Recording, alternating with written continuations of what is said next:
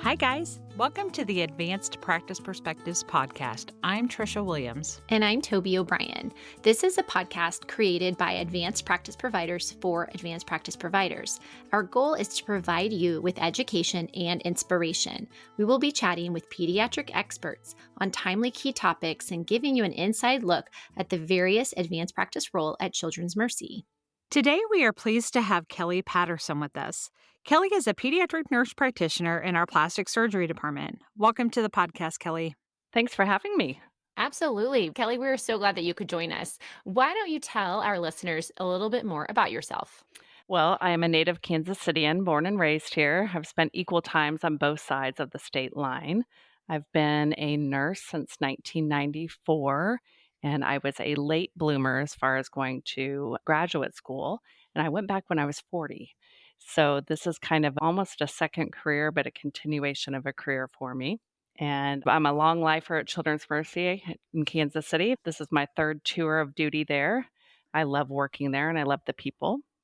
And I have a wonderful, supportive boyfriend and two kids that are at the University of Missouri and two bonus kids. One's at KU and one's at a local community college here in Kansas City area. Raising those young adults is difficult. And expensive. Inexpensive. I hear you. Well, Kelly, we are so excited to have you on today and have you share some of your expertise. Would you mind kind of giving us a general overview of the types of diagnoses that you see in plastic surgery clinic? Yeah, absolutely. I want to first start off by kind of saying the difference between the words plastic surgery in an adult population versus the use in pediatrics. When you think of plastic surgery, of course, people think of breast enhancements and fillers and all sorts of surgeries.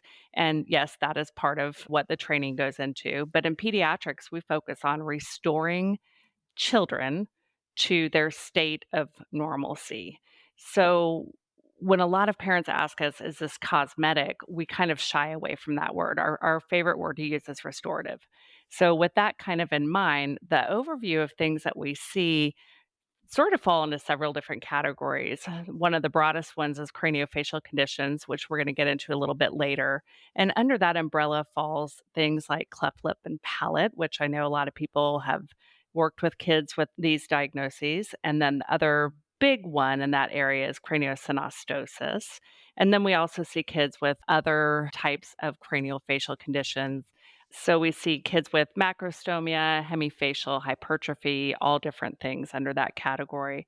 Another big one is skin lesions. So we do have a lot of referrals and things with skin, including dermoid cysts, which are pretty common, other kinds of cysts, as well as different nevi. So congenital melanocytic nevi, or just your garden variety moles and lumps and bumps. And we do kind of play in the same sandbox as dermatology. We work very closely together to cover each other in these areas. And then another big area would be like breast hypertrophy, gynecomastia, and hand conditions. Believe it or not, we do a lot with hands. Wow, that's a wide range. And I It love sure that you, is. yeah, it's a lot. And I love that you talk about it in forms of restorative, not cosmetic. It's restorative because Correct. our littles don't need cosmetic per se. They're beautiful just the way they are, as everybody is, the way that they're created. So I love that restorative to get them to normalcy or to functionality. So that's perfect. Perfect So true. I explanation. always say that our kids wear their diagnosis, and you Mhm. don't see that in a lot of other areas. So I think that's a thing to keep in mind when we talk about it and people kind of make judgments sometimes. So Yeah. I think that's super important to keep in mind. Yeah, yeah, very good point. What is the most common diagnosis or something that you really have a knack for that you really like to take care of? I love taking care of head shapes. That is my absolute most favorite thing. I feel like it's just an area where I'm really comfortable and I enjoy exploring and learning. And under that umbrella is one of the things we're going to talk about today. So, plagiocephaly and craniosynostosis are the biggest things. And then we jokingly have our other categories, which are, is it due to being in the NICU or something like that? Mhm. Or when all else fails, who do you have to blame? for their head shape. Right, do they look like their parents, right, Yes, you know? exactly. Yes, and when you get the whole genetic, Yes. tree standing in front of Mhm. you in a room, it's super easy to be like, "Aha." Absolutely, yeah, So we you're get the on daddy, yeah. yeah, we get to pick on people all the time, Yeah, which. absolutely. Well, one thing that we kinda wanna do a deep dive into is kind of the difference between plagiocephaly versus craniosynostosis. That's something that I'm not very familiar with, and so I would love for you to kinda take a deep dive into that with us today. Absolutely. And I'll tell you what, the literature doesn't make it easy. So if you look up plagiocephaly, you're going to find things about craniosynostosis. And if you look up craniosynostosis, you're going to read about plagiocephaly. And they really don't make it any easier after that because there are types of craniosynostosis that they throw the word plagiocephaly in. So we try to keep it pretty clear, but the biggest thing is we are always teasing out that difference when we see a child. So plagiocephaly, the word plagio comes from the word for oblique head from the Greek, and then cephaly of course refers to the head. And then we further divide that down into the two types, synostotic and then deformational. So most of these are going to fit into one of these two categories or the third and fourth that we mentioned earlier.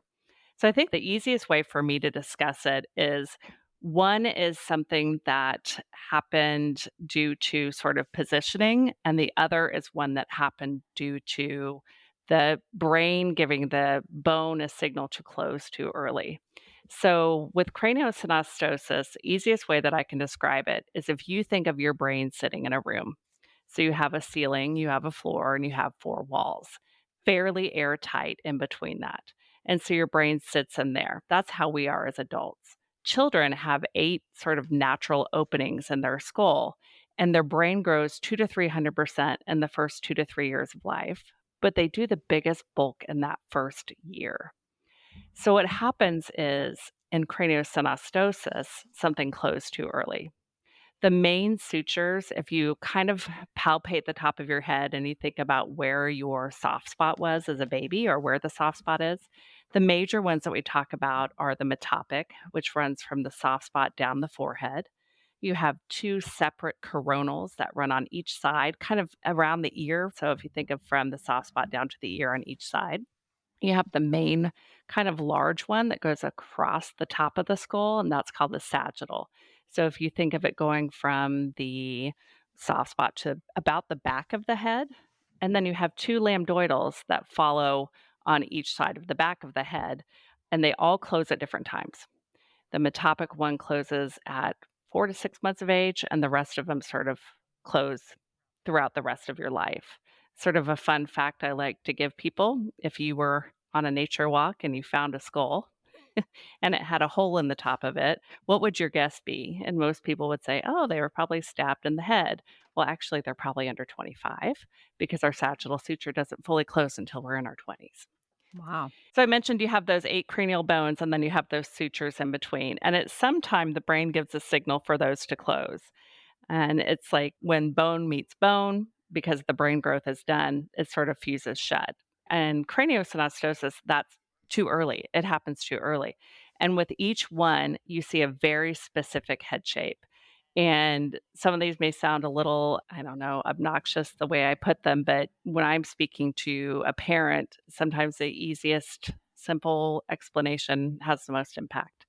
So if a kiddo has that metopic one closed, it's typically closed at birth, and the head shape becomes like a triangle.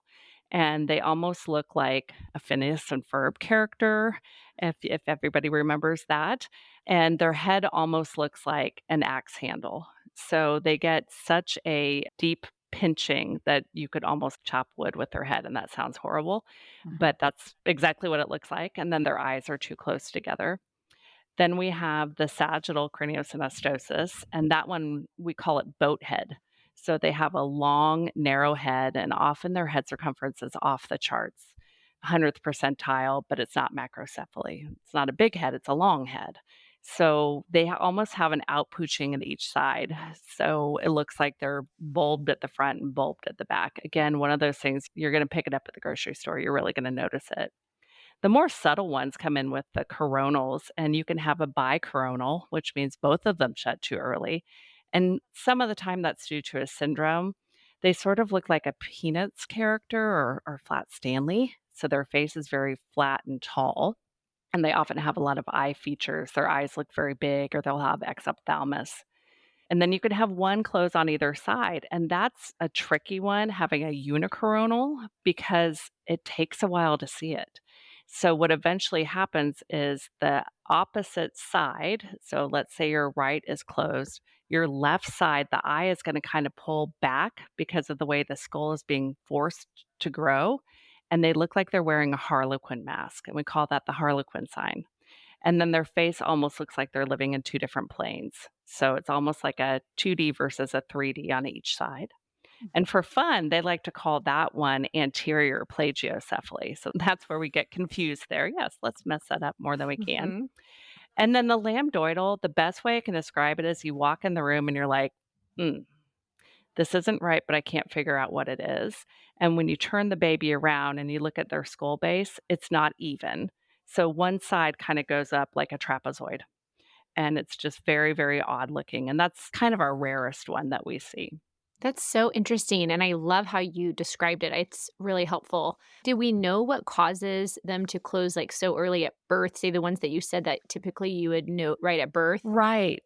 Yeah. So there's a lot of theories out there. Is it an endocrine problem? Is it due to a syndrome? But the rest of them, we just kind of say are like any other diagnosis. You throw the coin out and that's what you got.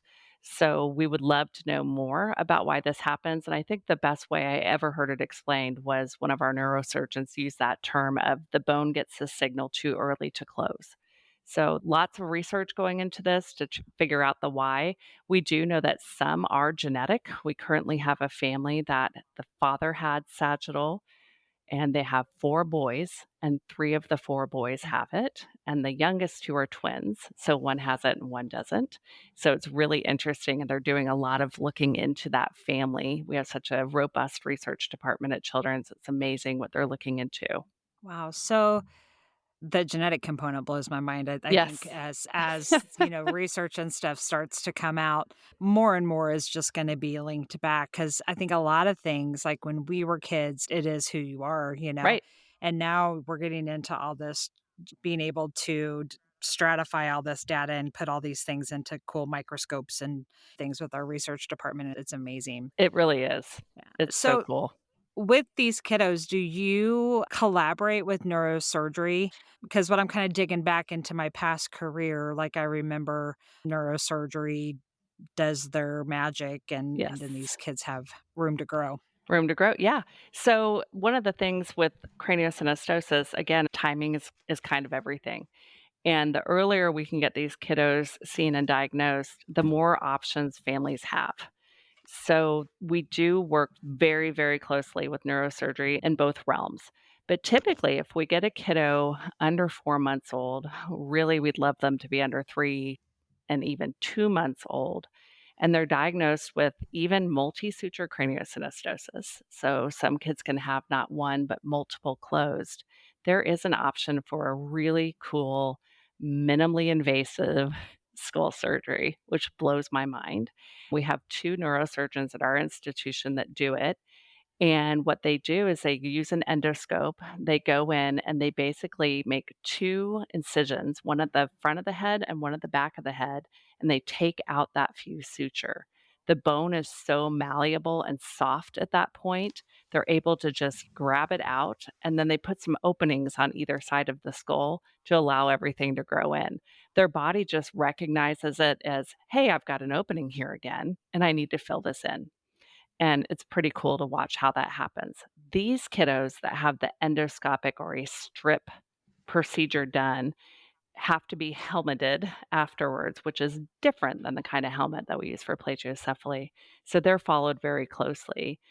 If for some reason we don't get to the kid until they're a little bit older, this is when plastics and neurosurgery kind of work together. So typically, if a kid doesn't get to us before 4 months of age, we usually save that surgery, the more open procedure, for anywhere from 6 to 10 months of age, ideally. And that actually involves the plastic surgeon in the operating room makes an ear to ear incision, which is zigzagged. So over time, their hair doesn't show where their scar was. They actually pull down the front of the face. They remove the bone that is problematic or the suture that is problematic. And then I call it Knights of the Round Table because the neurosurgeon actually is one that pulls off the bone. And then they kind of sit together at a table and they take the bone and sort of almost like Jack and Jill roll down the hill. They put them back together. Wow. And so they break the skull and they put it in different places and then they put it together with dissolving plates and screws. And then again, over time, body does what it's supposed to do. Both repairs are excellent. It's just a matter of when you were diagnosed. And some people, yeah, they're early enough for the strip, but for whatever reason, they're not going to be able to do the helmeting process or whatever. So it's really cool that we have options. Yeah, that is Yeah. really cool. It sounds like the key is partially recognizing it early. So I'm Absolutely. sure you get many kids who PCPs are like, okay, is this plagiocephaly or craniosynostosis? Correct. I heard you describe those craniosynostosis, but then tell us what the key is at recognizing that it's just plagiocephaly. Sure. So again, the earlier the better with both of them. And the differences can be very subtle. Your history, we always talk about history can give you up to 75 to almost 100% of your diagnosis. You're hearing those things when they noticed it, what the symptoms are. So plagiocephaly, like we talked about earlier, that's flat head, but they like to confuse us and call different kinds of craniosynostosis plagiocephaly as well. So when I get a kiddo, the biggest thing that I kind of do that deep dive into is the history. I want to know their birth history. How many weeks were they born at? What was noticed at birth? Because the timing of when they notice something is pretty critical. Most of the craniosynostosis, except for like the lambdoid or the coronal, you're going to see it at birth. It's going to be noticeable right away. And it is very, very distinct. But the other kiddos, if it's a coronal or even a lambdoid, I've really got to do some thinking and knowing my right from my left and where everything should be in that process. So, plagiocephaly actually, we've had to change our viewpoint because, again, we used to call all cranios a form of plagio. So, we've started calling it deformational plagiocephaly or positional plagiocephaly. And believe it or not, this actually can start in utero as well. So, if we have a baby that's breech, mom has sort of an irregular uterus or a twin or a triplet, that's even higher risk of developing plagiocephaly. My own daughter was born with extreme right side plagiocephaly. So it definitely can happen in that space. Then postnatally, the main cause for it is we started this in the 1990s because we started this campaign, or the American Academy of Pediatrics did, that we put babies on their backs to sleep. I am of another generation that I was on my tummy all the time. And so our generation has these nice round Gerber heads. But now that we've started putting babies on their backs to sleep, we're seeing brachycephaly, which means kind of flat up the back of the head, as our primary head shape these days. Oh, yeah. You can see Not that those we're kids too, right? You sure yeah, yeah. can. You can see it, but not that we're recommending now to flip to belly. We do know that, Exactly. prevents, I'm losing the term. 100%. Yeah, yeah. It's just safe to sleep on their back. So Safe to sleep, and that's what they call the yep, campaign now. yep, safe to sleep. So it's kind of like that situation of, okay, we're going to deal with flat heads, but Right. safe to sleep. Safe Can sleep, and handle, when we have yeah. parents that come to us and say, "Oh, I've tried everything. I'm using bolsters on either side, or I'm giving up and putting them on their tummy," we're like, "Oh, we can't recommend that you do that. We Mhm, absolutely want your baby on the back." There's so many things that we can do to help. mhm. So I can kind of walk you through what a typical plagio diagnosis looks like. That'd be great. Yeah. Yeah. Yeah. So I probably in my clinic days see 5 or 6 flatheads, and on average, I would say 99% of them are plagiocephaly, but my kind of work wife and I have been the one to diagnose most of the cranios because we see most of the flatheads. So typically the story is, vaginal birth or C-section. I haven't really noticed a difference between either one, but the number one thing that I hear, they hate tummy time. My baby hates tummy time. They don't want to do it. They don't like it. So I just put them on their backs. So that requires a lot of education. The other thing that's interesting is you'll hear the parents say, I noticed early on they were favoring their left side or right side. And that is kind of a sequelae of positioning as well, which the child can develop torticollis.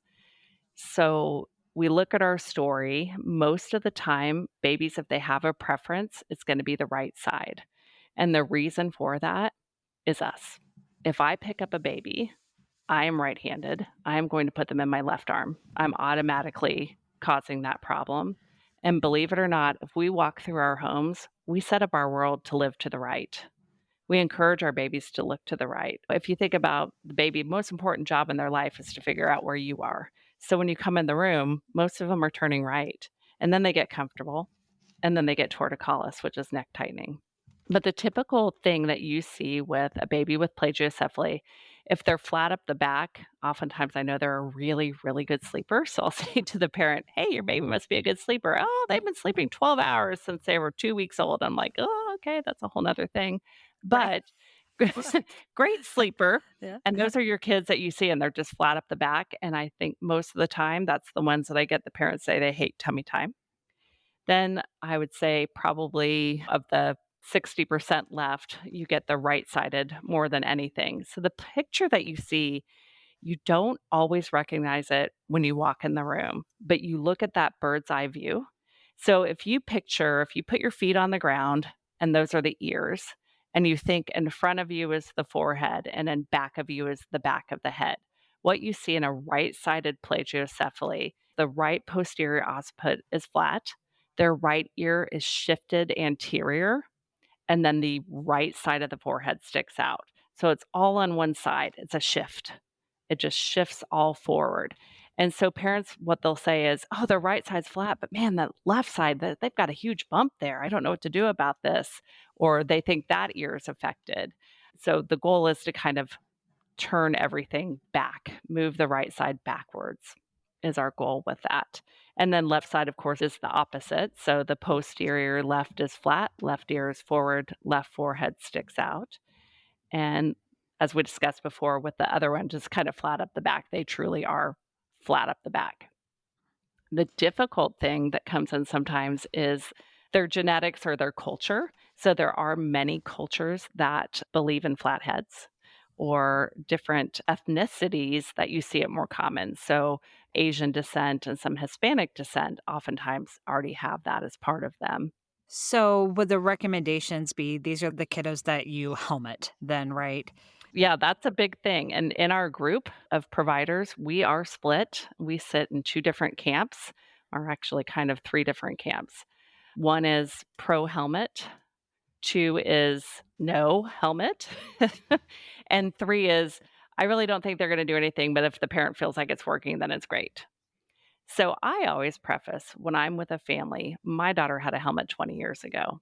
At the time, it was life saving for me because I had an 18-month-old child. I had a child that refused to stay off her right side, and I had a dying mother in my home. So for me, that was a tool that I could use to help keep her off the back of her head.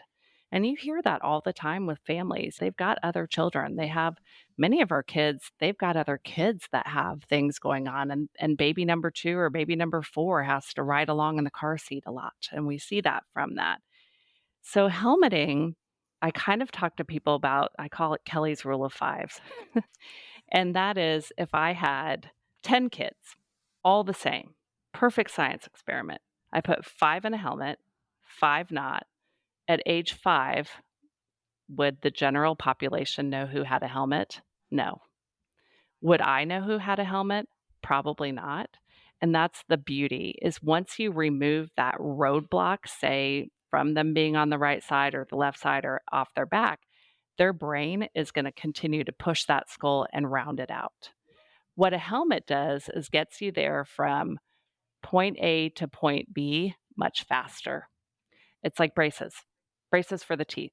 It's not necessarily putting any force on the skull, but it's allowing areas to fill in where they need to fill in. So helmets are used for that purpose. They're not actually doing something intentional or forceful to the skull. That's really interesting. I love the way you described that. And I didn't know that. I definitely thought that it did something to the skull to try to help even it out. So that's really interesting. So a lot of times it sounds like when kids get helmets, it really just kind of like potentially speeds the rounding of the head out just a little bit by a little bit of Exactly. time. Okay. Exactly. So what it does is takes advantage of that big growth spurt that they have, and it just harnesses that power. So the earlier you can get it on, so typically the earliest you would ever kind of refer a kid for a helmet would be like 4 months, but the earlier the better. So most kiddos, if they can get their helmeting process started by 6 months of age, the average time is about 3 to 6 months, but I feel like people kind of settle in around 4 months is what it seems to be. They do wear it 23 hours a day. They break into it slowly over the process. And the biggest complaint that I had about my daughter's helmet was that she got very brave. And so she would do things to catch up with her brother because it didn't hurt when she hit her head. So she got really smart. Oh, And then man. they also don't like it when you take them off because they feel like you're taking off the top of their head, and they kind Mm. of look at you like, "Wait a minute. I've had this my whole life, and now you're taking it away from me." So, it is kind of funny to see how they work. They are expensive if you have to pay for them out of pocket, and insurance is so fickle. You never know if they're gonna pay for it. So, my speech to a parent goes something along the lines of, "Do you have to do this? No." And I give them my kind of my rule of fives. I tell them what it will offer, and then we walk through the process, which is if your insurance company has a piece that says, "We do not cover cranial remolding orthosis," they're out of luck and they're gonna have to pay out of pocket. There's a couple different places that do it, but average price is a couple of grand. So you gotta think about your healthcare dollar. And when I think of families that are already struggling with having a newborn or twins or whatever, we know how expensive that can be.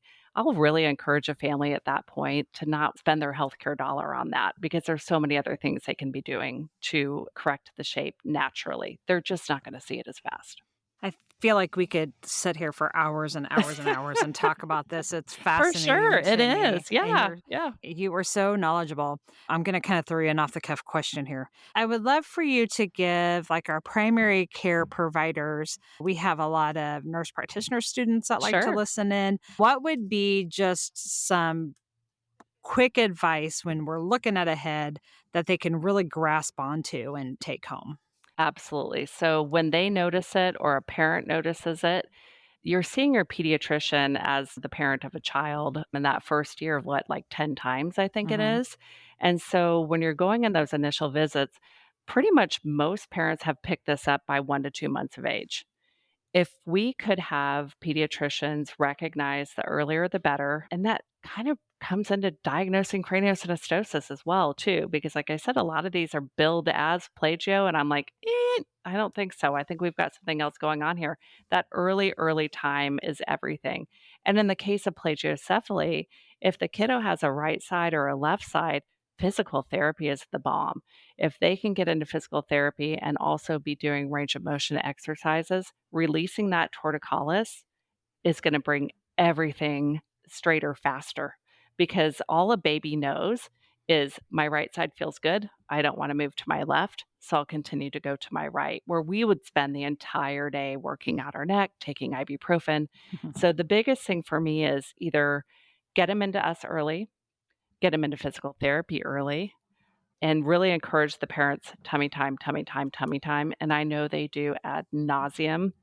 I wish there was a better way or some great invention, but I always stress with parents that that's such a foundation for crawling and for all the other things they're gonna do in their life. So early intervention, early recognition is key. Perfect. Yeah, that's so helpful. Thank you so much, Kelly. We really appreciate you coming Absolutely. on and talking about this topic. Definitely, I think that some things have changed in the time since I practice in primary care. So I think it's Yes. really helpful to hear all of this. Yeah, agree, and, it's taken me a while to come along in my practice too, because as a mama, when my daughter had it and I was offered the helmet, I could not see how it would get better without one, but now that I've been doing this for years and I see the kids come through, I realize, you know what, we all kinda even out by age 5, and that's the Mhm. best part. Yeah. That would be the best part, seeing them, knowing that by the age of 5, Kelly's rule of 5, they all even out. So that's pretty Agree. great. Yep, wonderful. Well, Kelly, as we close things out today, we ask each of our guests on our podcast the same question, and it changes by season. So this season, the question is, what would your younger self high five you for now? Oh my goodness, going back to school. That's a no-brainer. That was something I wanted to do for a very long time, and life didn't let me. But boy, she would be so proud of me now, No, and that makes me smile. that's awesome. That is awesome. You're a great asset to Children's Mercy, have and Thank you. always will be. And I bet plastic surgery is so grateful to have you. So thank you so much for coming on our Thank you, podcast both of today. you, very much. I absolutely enjoyed it. It was much easier than I thought it would be. We loved having you. Good. Yes. Again, thank you so Thank much for coming on. You're welcome, absolutely. If you have a topic that you would like to hear about or you are interested in being a guest, you can email us at tdobrien@cmh.edu or twilliams@cmh.edu. Once again, thanks so much for listening to the Advanced Practice Perspectives podcast.